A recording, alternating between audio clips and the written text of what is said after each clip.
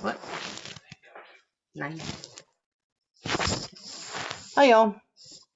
Let's go ahead and get started.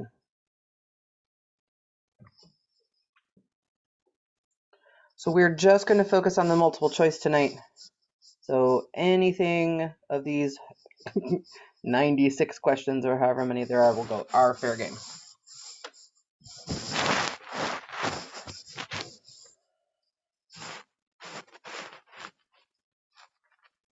Can you go over number 85?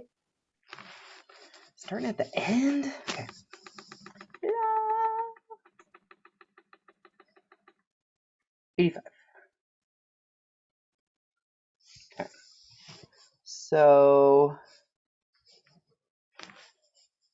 when 200 milliliters of 2 molar sodium hydroxide is added to 500 milliliters of 1 molar hydrochloric acid, the pH of the resulting mixture is closest to.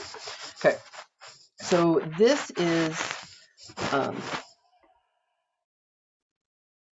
is really sort of like a limiting reactant question. So we need to figure out how many moles of sodium hydroxide we put in and how many moles of hydrochloric acid we put in. So if I've got 2 molar sodium hydroxide and 200 milliliters of it, that's 0.2. So 0.2 times 2 is 0.4 moles of the OH minus is coming from there. Hold on. And then for the hydrochloric acid, we've got 1 molar, and it's 500 milliliters. So that's 0.5 moles of our H+. So when those mix together, any OH minus is going to try and find an H+ to buddy up with, or vice versa. So if I have more H+, than I do OH minus, that means it's going to have the bigger influence on my pH in the end. So 0.4 moles of OH minus is all going to try and find a buddy. All of that is going to get canceled out. And if I subtract 0.4 moles from there, I'm going to have 0.1 moles of H+ left over. So 0.1 moles of H+, we find the pH of that. So negative log of 0.1 is 1. So you just have to think about the fact that that sodium hydroxide, the hydroxide from there and the H+ from the acid are going to neutralize each other, just like they do in a titration.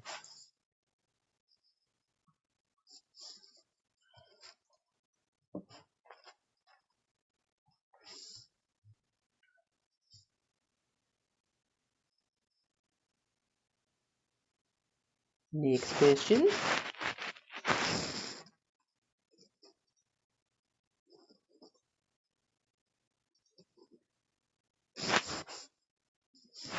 Did you also go over number 77? Sure.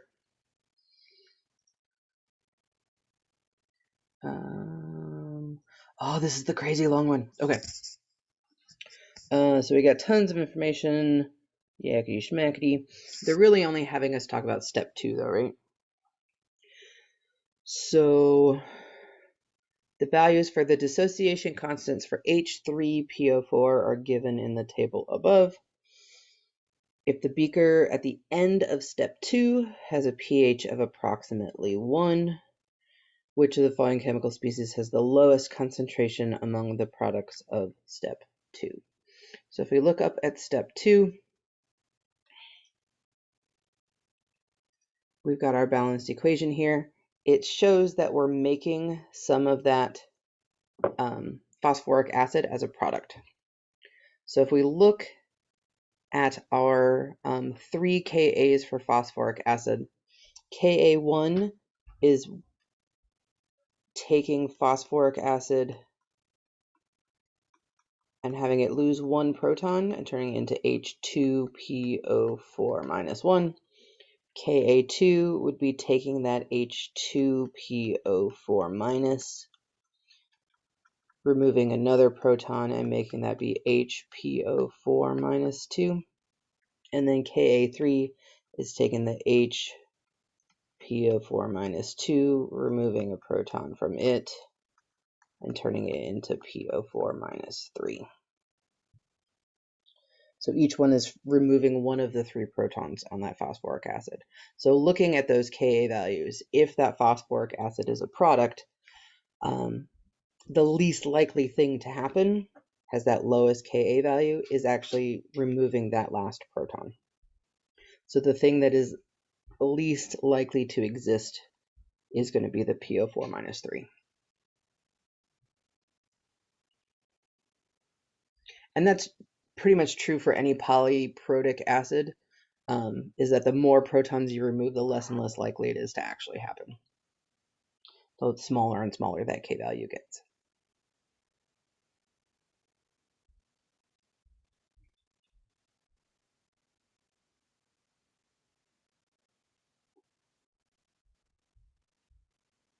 All right, next question.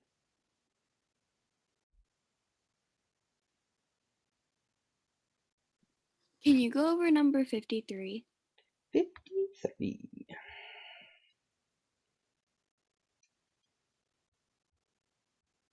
La, la, la, la. This is a ridiculous number of questions. But acid base is a pretty big thing.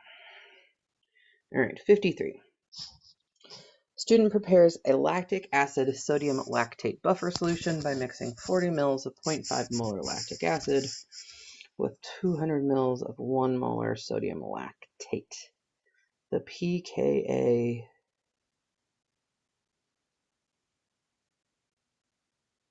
is 3.08. What is the pH of the resulting solution? All right, so we got to do some math. Marie, what's the answer supposed to be? It's supposed to be D. Okay, thanks. I just have a feeling I'm going to mess this one up if I don't know what I'm aiming for. All right. So anytime we're doing buffers, we can use the Henderson-Hasselbalch equation, right? So pH equals pKa plus the log of A minus over HA. Square brackets. So we need to use the data here to figure out these concentrations. And I'm wondering if we're going to have to get super picky about this. Okay. So our acid concentration, we've got 0.5 molar. Now we can't just plug that in because they're specifically telling us the volumes. So I need to figure out how many moles of acid I put in and then divide it by the total volume of that 200 plus the 40. So I need to figure out how many moles I've got here in 40 milliliters. So hopefully these numbers are all going to come out pretty, because this is no calculator, right? So 0.5 times 0.04 tells me that I've got 0.02 moles of my acid in a total volume of 240 milliliters. That's sort of yucky math, isn't it? So that's like 2 divided by 240, which is like 1 out of 120, right? That work? Or have I made something silly? 1, 2. No, 2 out of 24. Sorry. It's like 2 out of 24, which is like 1/12. So 1/12. And honestly, if you want to keep it 1/12, it would probably be okay. But it's 0.08-ish. Same thing for our salt. So that's 1 molar. And I've got 200 milliliters. So that's 0.2 moles. I didn't give myself enough room.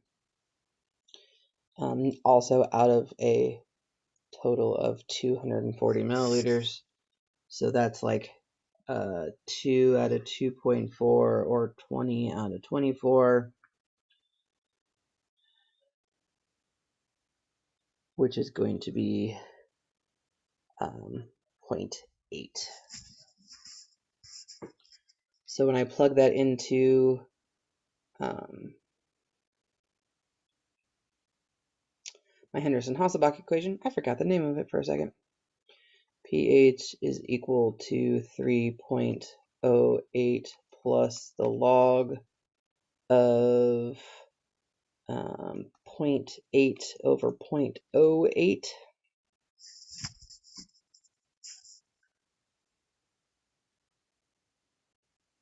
So 0.8 out of 0.08 is 10. The log of 10 is 1. Remember our tricks we had, right? So log of 10 is like log of 1 times 10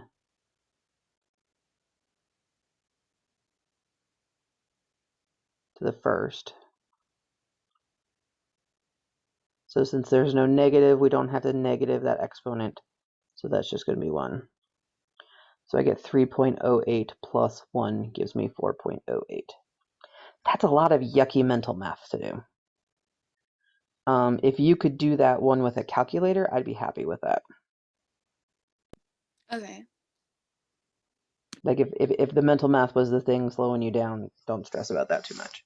Yeah, it was just like a lot of math. It was a lot of math. And I'm wondering, so looking at this now, like looking backwards at it, I can sort of see we might not have to divide by that total volume. Because since we're doing the fraction, right, we could just probably use the moles. Because we're dividing both of those by the same number. And that might be a little bit easier to handle with the 0.02 and the 0.2. Okay. It would get you to the same place. So you'd end up with log of 0.2 over 0.02, and you'd still get that log of 10.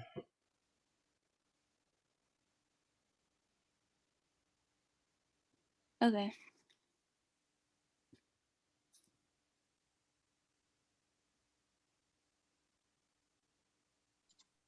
Could you go over 36? 36.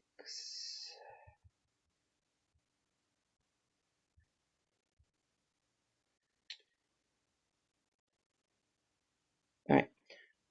You are missing a very important piece of information about this problem. You cannot do this without the K's.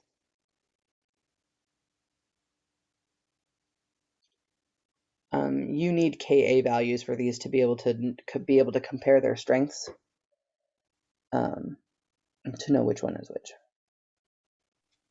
Okay. And I'm afraid that maybe when I copied this question over, I didn't copy over the K values. Okay. But you could do a little cheat if you wanted to, and just Google the Ka values for these 3 acids, and then you'd be able to figure it out. Because by looking at these 3 pictures, we can see that image 2 has got the least amount of that acid dissociated, so it would have the smallest Ka value. Okay.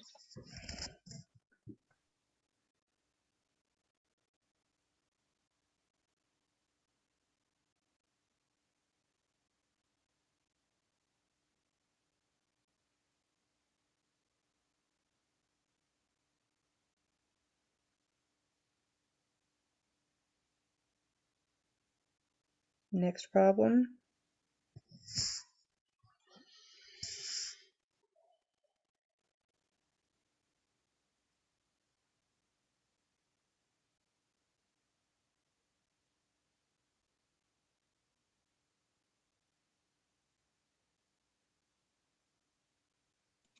Could you go over 28?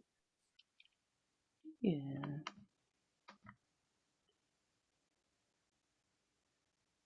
28. We got 2 acids, we got 2 Ka values.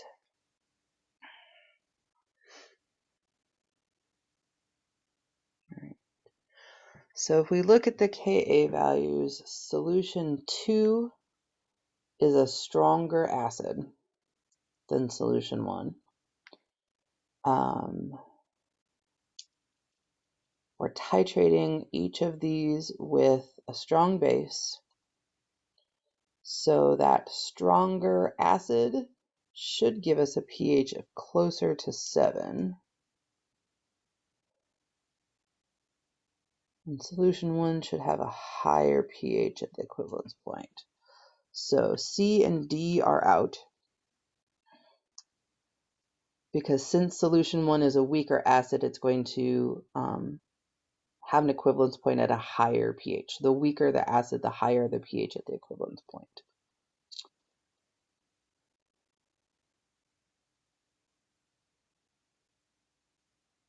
Oh, and this is dumb wording, isn't it? So since solution 1 has the weaker acid, it's going to have a stronger conjugate base. So that's why that pH ends up higher, is because as we remove the protons from that acid, we're making its conjugate base. If that conjugate base is strong, it's going to end up with a more basic pH, which would be a higher pH.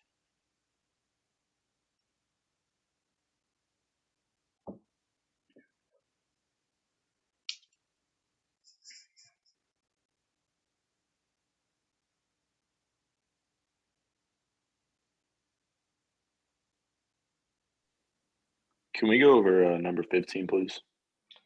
15. Yep. Yeah.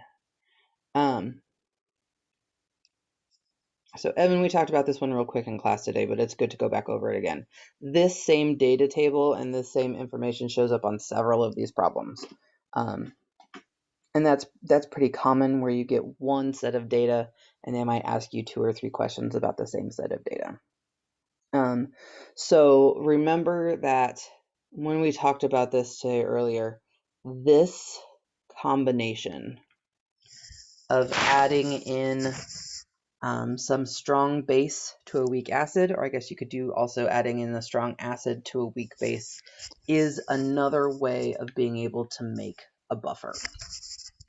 Because when we talked about our titrations, oh, that's a horrible, those are not straight lines. Okay. So when we talked about titrating a weak acid with a strong base, we get a shape something like that. And we talked about that half equivalence point. So if here's my equivalence point, half equivalence point is at half of the volume.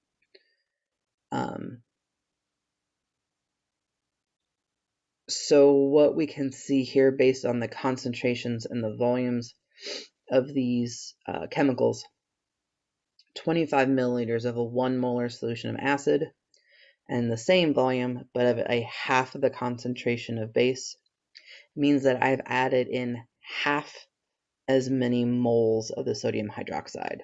So for every HA that's going to donate away its proton to an OH minus, if I have twice as many acids as I have bases, that base is going to neutralize one of those H pluses, and we're going to be left with equal concentrations of the acid and its conjugate, which is one of those definitions about that half equivalence point. So remember that right around that half equivalence point, that solution is acting like a buffer. So if the solution is acting like a buffer, if I add a few drops of either a strong acid or a strong base, that pH is not going to change very much.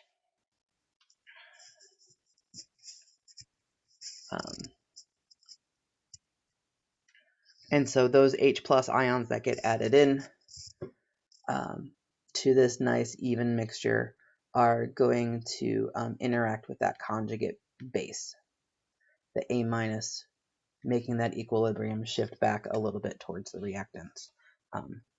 But those H pluses get used up, which is why that pH doesn't change very much.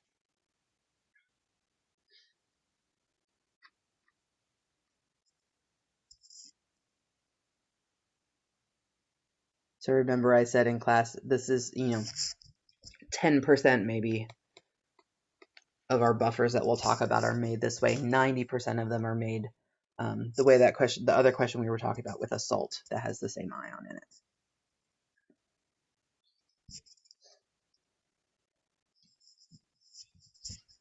Could we go over number 20, please? Number 20. Okay. All right, so we got lots of points on our graph. 50 milliliters of an acid, HA, unknown molarity is titrated, pH of the resulting solution measured, blah, blah, blah, blah, blah, blah. Okay.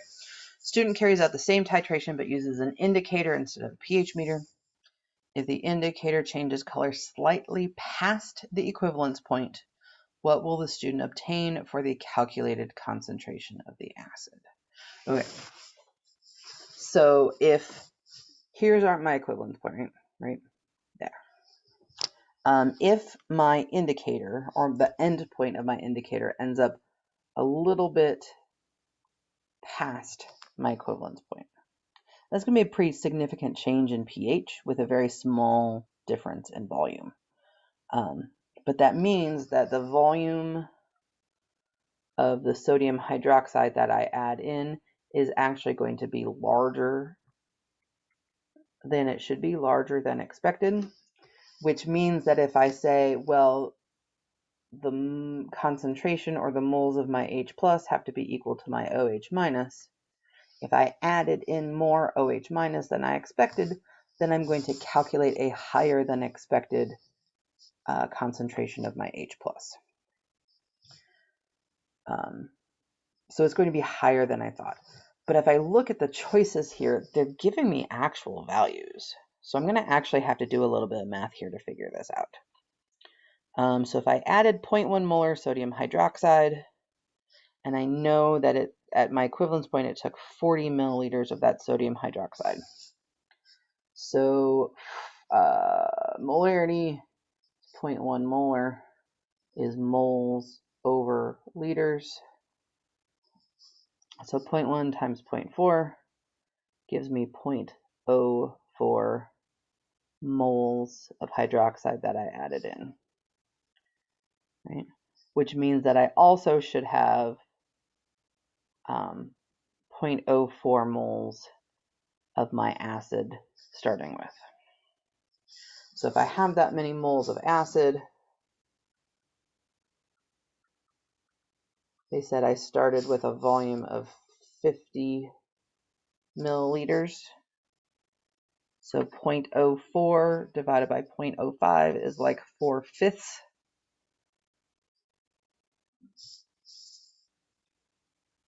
Right?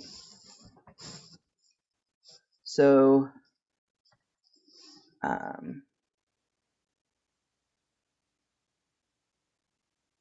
right, what did I screw up? Why am I getting 0.8 instead of 0.08?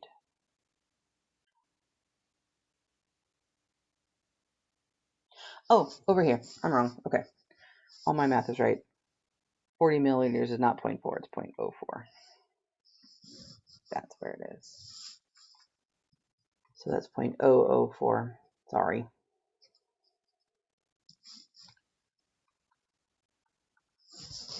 That's how I get it. So 0.004 divided by 0.05 gives me 0.08 molar. So if it should be 0.08 molar, if I'm actually calculating slightly more hydroxide than I expected, then this is actually going to end up slightly higher than I expected also. So you would get B. Okay, thank you. Yep.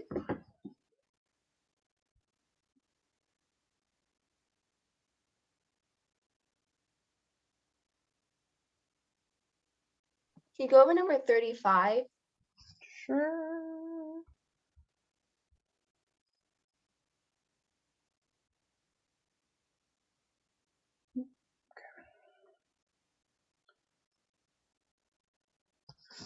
Okay.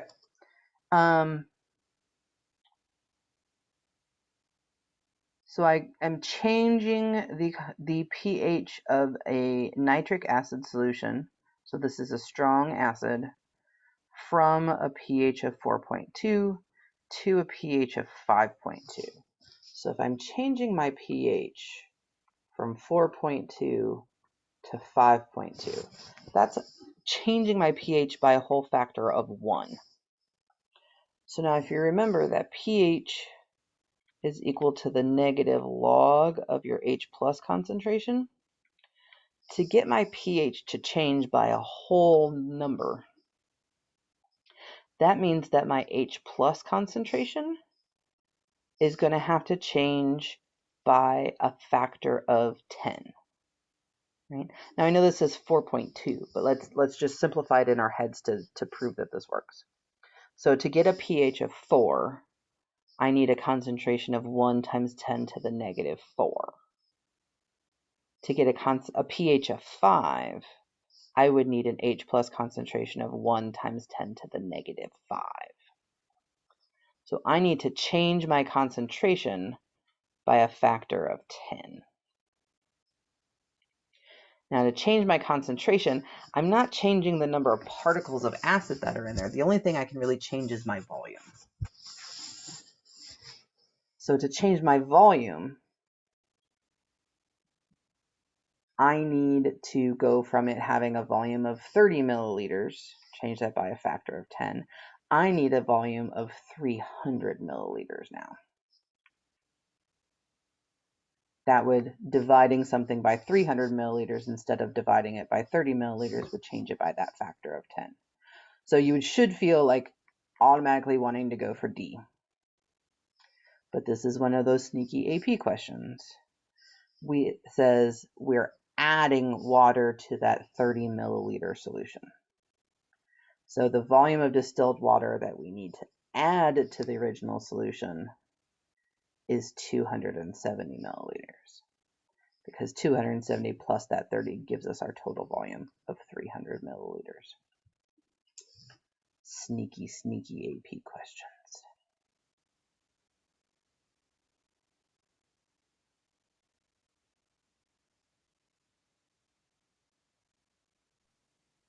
You go over number 38. Yep. 38. All right. So this is a tricky question. We're talking about what is going to dissolve in water to form an acidic solution. So we need to think about either which one of these compounds is going to be able to accept protons, or we need to figure out which one of these is going to form an ion that is able to accept protons. Remember when we talked about how those ions break up? Sometimes one of those ions is going to accept a proton. We got to see if that's going to happen on any of these. I can tell you right now that looking at B and D, because they have those OHs on the end, that's pretty common to have those be proton donors.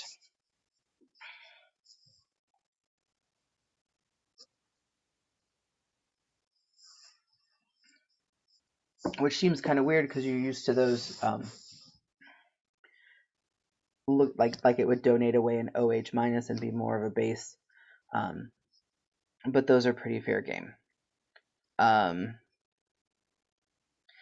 Things that have carbon chains like A and C, even though we've got this oxygen in the middle, just plain carbon chains, those don't really have enough electronegativity to either want to donate or accept protons. So those are not going to be doing much. E has got this NH2 group on the end. Nitrogens can do that whole hydrogen bonding thing, so that could actually gain a proton and turn it into NH3. Maddie, what did they say the answer is? D. D? D as in dog? Yeah. Okay. So this one is more likely to gain a proton. So this one's going to be more of a base. So looking at those two H's on the end that are willing to give up, again, this long carbon chain and only the one oxygen makes this probably less likely to want to donate away its proton. There's not a whole lot of electronegativity differences going on here. But this one, a little bit shorter chain, we've got a double oxygen thing, so we've got some more electron density going on there. That would be more likely. This, I think, would be really unlikely to be an AP question these days. Notice that the ones that have 5 choices, those are the older questions. I think we've talked about this before. This would probably be much less likely for these to be these long sort of carbon chain, we call these organic molecules. It'd be much more likely for a question like this to be about the ionic salts, like which salt would dissolve and make an acidic solution.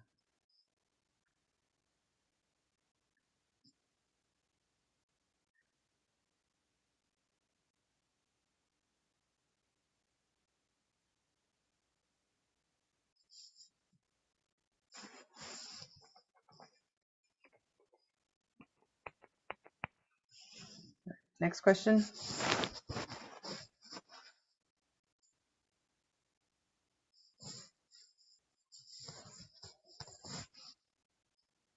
Can you go over number 68? Yeah.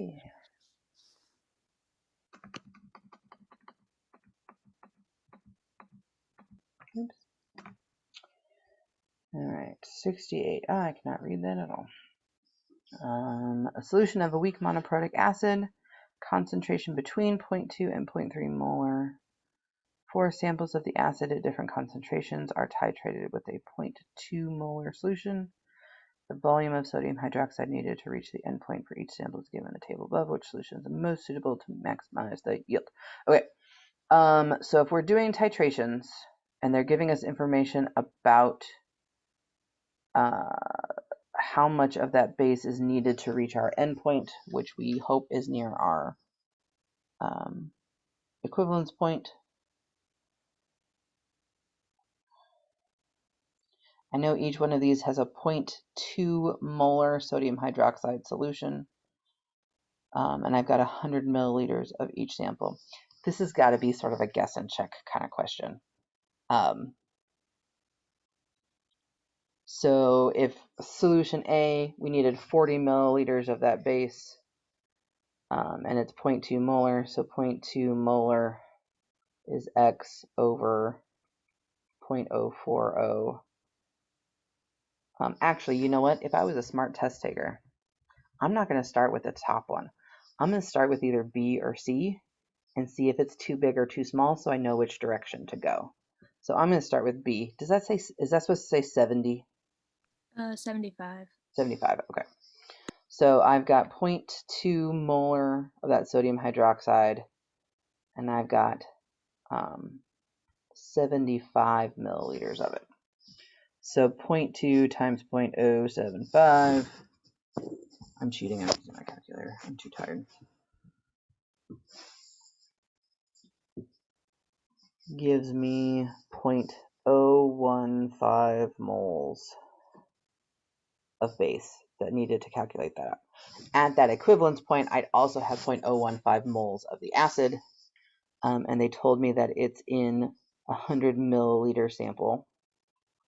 So divided by 0.1 liters would give me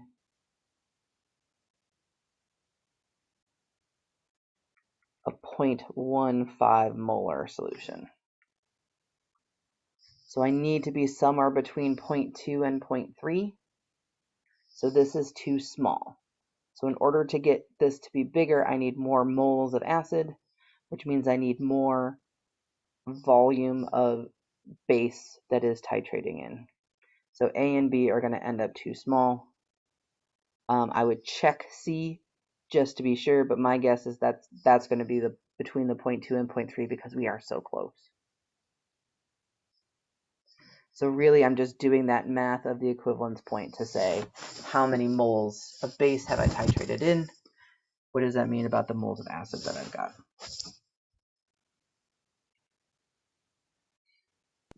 Okay, so you're mainly just focusing that it's in between that 0.2 and 0.3. Yeah. Okay. There's really no way just to like look at that data and know. You really got to do a calculation and figure one of them out. Okay.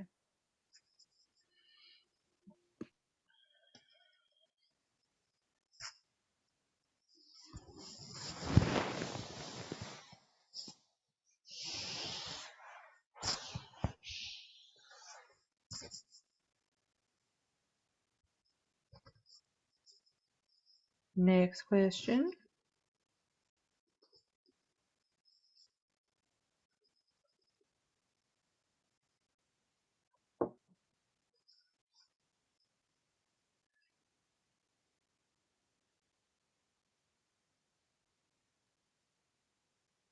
I mean, I have like a general question.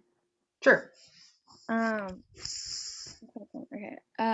What's the point of the half equivalence point?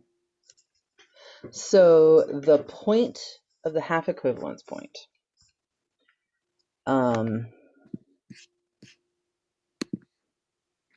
Hey, look, let's use this one. So if you take a look at number 70, I can look at this graph from this titration, and I can see that vertical section here. So the equivalence point happens at about 50 milliliters of sodium hydroxide added in. So at about 25 milliliters, half of that volume, this is where my half equivalence point would be, right there.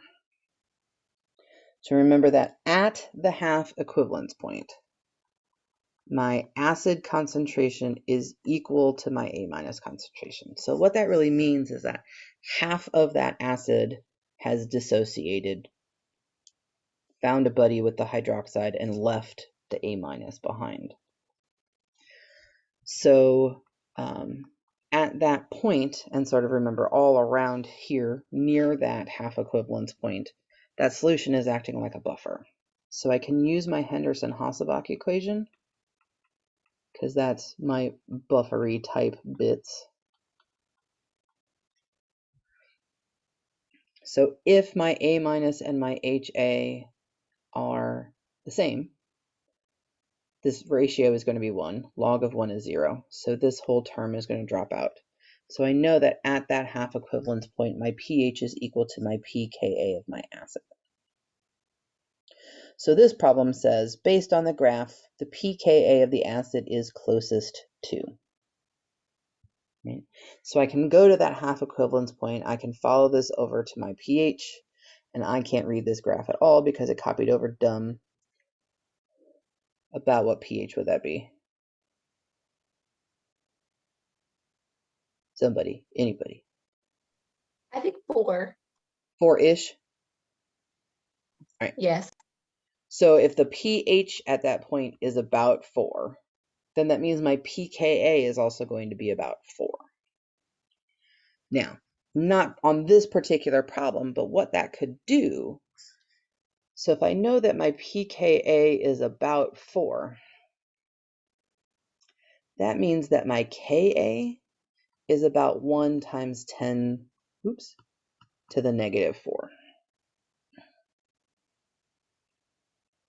So if I didn't know what this acid is, it just says a generic monoprotic acid, right?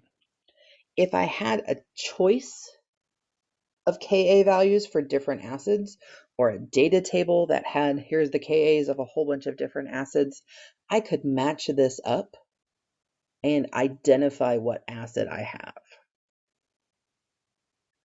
So that's probably the biggest reason that we would really use the data that's at the half equivalence point. Okay. And then, so at the half equivalence point, the acid and the conjugate equal each other. But Yes. then at the equivalence point, the moles of OH and H plus equal each other. Yes. Okay.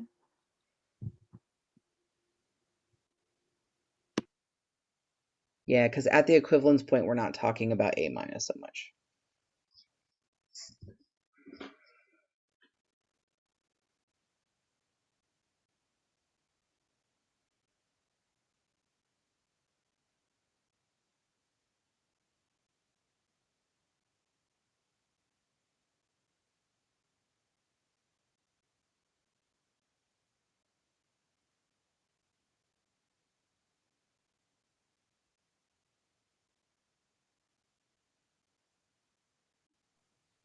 Could you do number 48, please?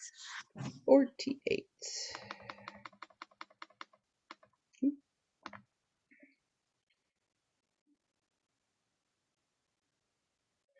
Oh, okay. So number 48, to be totally honest, this is kind of just like a regular old equilibrium question that happens to be with an acid and a base. So the poopy thing about this one, if we set this up, so if I find out what my starting, I've got 50 milliliters of each and I've got equal moles of each, right? So I need to figure out, I need to do the thing we just did where you find out the number of moles and then we have to divide it by our new total volume. But each of these are the same at least, so we only have to do the math once. So if my molarity is 0.2 and my volume is 0.05, so 0.2 times 0.05 gives me 0.01. So that's how many moles I've got, but it's in 50 milliliters plus 50 milliliters is 100 milliliters.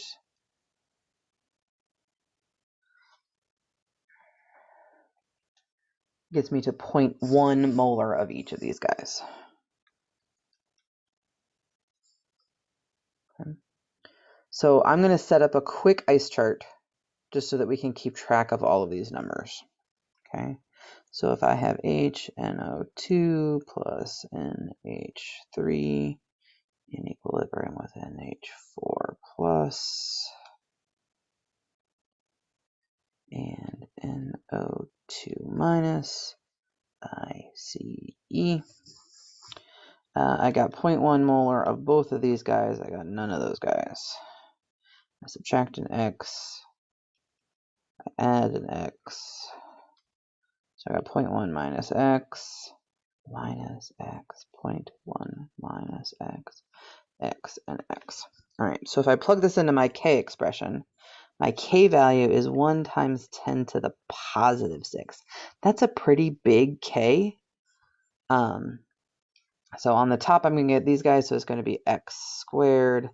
On the bottom, I'm going to get 0.1 minus X times 0.1 minus X, so that's 0.1 minus X squared.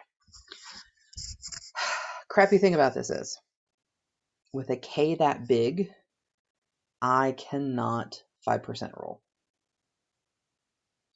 But it's okay in this case, because I've got a squared on top of a squared. I can just square root the whole shebang and not have to quadratic it still.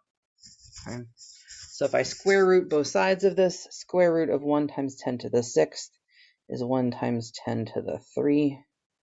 Square root this whole thing, I get X over 0.1 minus X. I gotta do all of the math, which is sort of gonna be a pain in the butt, but that's okay. So 1 times 10 to the 3 is 1,000. So 1,000 times 0.1 is gonna give me 100 minus 1,000x equals X. I don't have enough room. Then I'm going to get 100. I'm going to move this over to simplify this out. So 1x plus 1,000x is 1,001x. So I'm going to divide both sides by 1,001. So x, 100 divided by 1,001 is going to be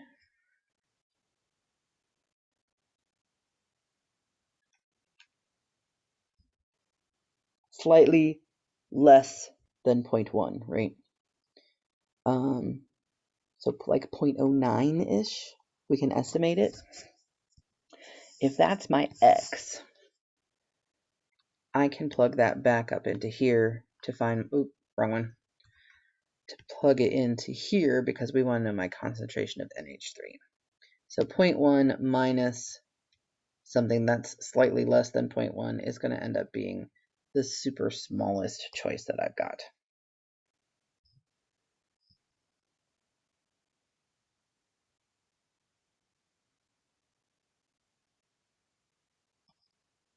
Now remember that that 0.09 was an estimate, because without a calculator, 100 divided by 1001 is going to be pretty difficult to do.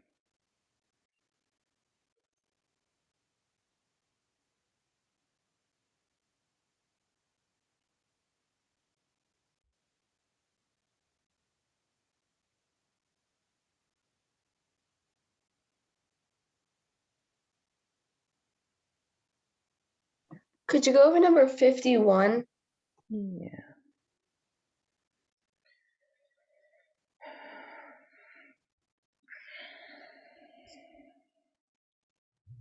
Okay. So we've got HF and it's Ka. The pH of a solution that contains 0.1 molar HF and 0.1 molar NaF, so that's going to be making a buffer, right? Will change only slightly when small amounts of acid or base are added. Hey, look, the student is right. Which of the following pairs of equations can the student use to justify this claim? Okay, so what the student is trying to justify is that by adding H plus or OH minus, that it's not going to change the pH of the reaction very much, meaning it's not going to neutralize anything super important. So if we look at these sets of equations, we need something that's going to explain both the acid side of this and the base side of this. So A is adding in hydroxide, okay. Hydroxide would interact with that acid. But the second equation is also adding in hydroxide and H plus to make water. This is a big old fatty neutralization reaction. That would drastically change the pH. So A is out. And to be totally honest, anything with that water neutralization reaction in it is also going to be out too. So B's got it, B is out. C, we've got that base being added to the acid. Okay, so I could understand how that could be part of my neutralization. But then this has got, I don't see any acid being added in here. This is water. So that's not really helping explain how a small amount of acid added in is going to help neutralize anything. So that guy is out. So D is our answer. The two reactions that they're really showing here is how if we add in strong base, the acid and its conjugate are still both available there. By reacting that OH minus with some of the acid that's already there, we're just going to increase the concentration of our conjugate a little bit. That's not really changing the concentration of H pluses and OH minuses that are already in that solution. So that's what helps us keep that pH constant. Same thing on this side, by adding in some H plus, that's going to be able to interact with that conjugate with the F minus. Again, shifting that equilibrium back towards the HF a little bit, making some more HF that's here in our equilibrium. Again, not messing with the H plus or the OH minus concentration that really already exists in that equilibrium. So anytime we're talking about, there's several multiple choice questions on here that talk about which equation best explains why this doesn't change. And it's always going to be showing how that H plus or OH minus either interacts with the acid or with its conjugate base. That's already in the equilibrium.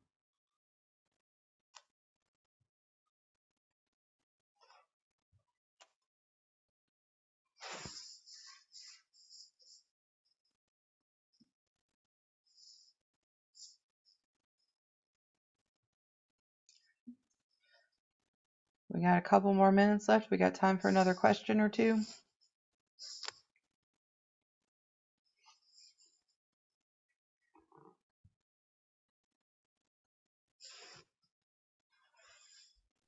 Could you also go over number 57?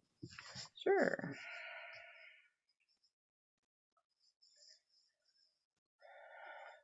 negatives. Okay. So, okay. So here's another one of the titration things. But this time we're titrating a weak base with HCl. So we see that, that we're starting with a higher pH, adding in that acid, which is going to reduce down our pH. Again, talking about a pKa. As soon as I see that, I'm going to start thinking about that half equivalence point. So if my equivalence point is at 50 milliliters, half equivalence point is going to be at 25 milliliters. Hey, look, they even put a dot there.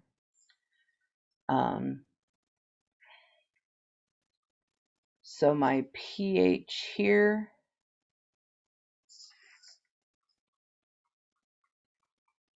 is about, what are we going to call that? 11-ish, right?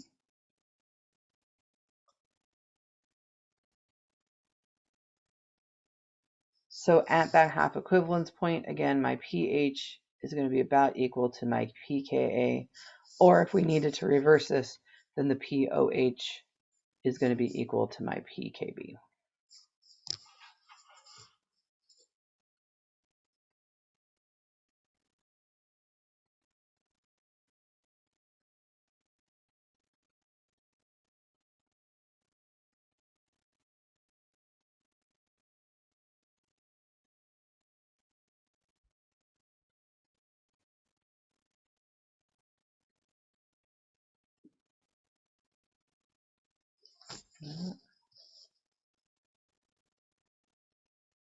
Any more?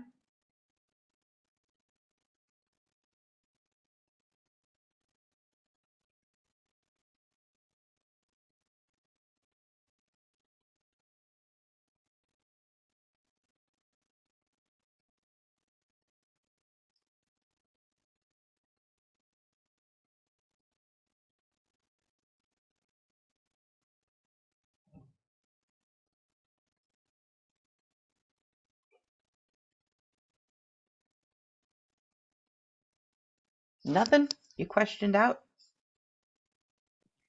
Yeah, I'm just wondering how I'm going to get 20 questions done in 35 minutes. It's going to be tight. It's going to be tight. But you got to remember that not every single question is going to be big, nasty, gnarly, right? Mm-hmm. They'll exist. But you also have to remember, and we haven't talked about this in a long time, so maybe this is a good time to remind people of this. You've got 20 questions to do on Friday, right? Nobody's going to know what order you do those questions in. So if you start reading through those questions and you're like, okay, so I'm going to scroll, and I'm like, okay, so I come to question number 58. Let's say this is the first one. And it's like, blah, blah, blah. I get a quick read. I see that there's a graph, and it's like, based on the graph. Ooh, maybe I can just do a quick reading of the graph. Maybe I don't have to do a whole lot of math. So you're going to try that answer. You're going to answer it. You're going to roll on. Second one, I roll on to this question, and I start to read this, and I'm like, what? The pH is 6.6? This question makes absolutely no sense. I'm going to skip it. I'm going to go on to the next question. I'm going to go, does this question make any more sense to me? Maybe this is one I can do right away. If not, I'm going to skip that one too. And I'm going to go to the next question, right? So that if you go through all 20 questions, answering the ones that you guaranteed know you can answer first, get them done, get them over with. Then you go back to the beginning again. And you're like, okay, I already answered that question. Here's this question that I skipped before. I'm going to spend a little bit more time reading this question. If I read it a little bit more closely and I go, oh, I know how to do this now, I can spend a little bit more time on it because I've already gotten through everything. So maybe by spending a little bit more time on this question, I can answer it. And then I go on to question number 3 and I'm like, no, question number 3 still makes absolutely no sense to me. Either now or on a third pass all the way through the questions, I can make an educated guess on that one. Right? I notice a lot of times when I look around at people taking the test that they're like, I do my 5-minute warning and they're working on the last 5, 6, 7 questions.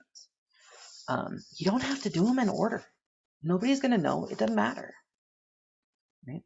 So go through, find those questions that you know you can earn your points on. I'd hate for it to be like the last 5 questions that you're trying to rush through, but you're like, Dang, I knew the answers to those ones. I just didn't have time to bubble them in. Right? So be a smart test taker about it. Yeah, time is going to be an issue, but don't let the time let you lose easy points.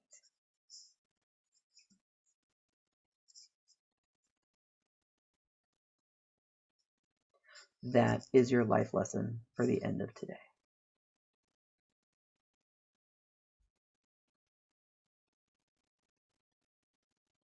Sounds good.